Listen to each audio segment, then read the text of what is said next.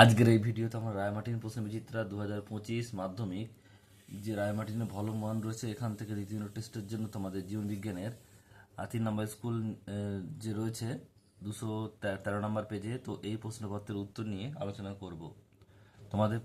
তোমাদের টেক্সট বইতে যে বইটা রয়েছে প্রশ্নবিচিত্রা, এখানে উত্তর করা রয়েছে বিভাগ কয়ের।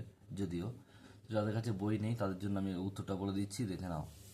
একের দাগের প্রশ্ন বলছে অযৌন জননের সম্পন্নকারী একটি প্রাণী হলো অ্যামিবা।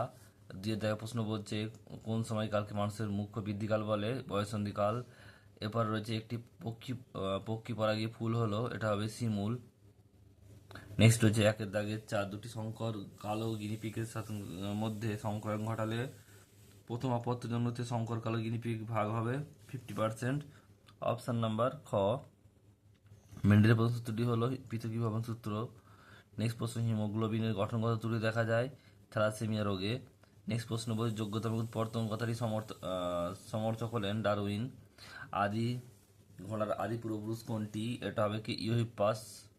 নেক্সট বলছে প্রদত্ত কোনটি জেরোফাইট উদ্ভিদ? এটা হবে কি ক্যাকটাস। নেক্সট প্রশ্ন বলছে দেখো বিভাগ ক্ষয় দুই দাগের একটা বর্ণান্ধের জন্য দায়ী জিন মানুষের ড্যাশ ক্রোমোজোমে অবস্থিত? এটা হবে এক্স ক্রোমোজোমে। কি লিখবে এটা? এক্স ক্রোমোজোমে। বলছে ফ্লাজেলা যুক্ত রেণুকের বলে ড্যাশ, এটা কি হবে? জুস্পোর।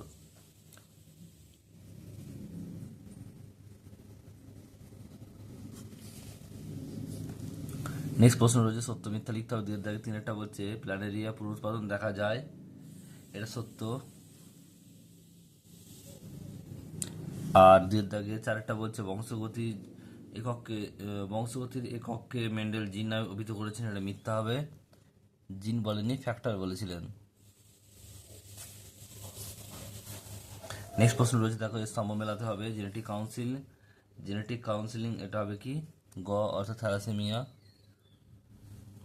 তারপর প্রশ্ন রয়েছে দেখো 2 দাগের 6টা বাদুড়ের ডানা ও পতঙ্গের ডানা, এটা কি হবে? ক অর্থাৎ সমবৃত্তীয় অঙ্গ। তারপর হচ্ছে ভার্মিফ্রম অ্যাপেন্ডিক্স, এটা কি নিষ্ক্রিয় অঙ্গ। ঘ। নেক্সট প্রশ্ন পরেরটা 8 বলছে নিচে সম্পর্ক বুঝে শব্দ জোড় দেওয়া রয়েছে, প্রথম জোড়াটি সম্পর্ক বুঝে দ্বিতীয় জোড়াটি শব্দ উপযুক্ত শব্দ বসাও। পাথরকুচি, এটা হচ্ছে পত্রজ মুকুল, তাহলে বলছে কচুরি পানা, এটা কি হবে? এটা হবে খর্বধাবক।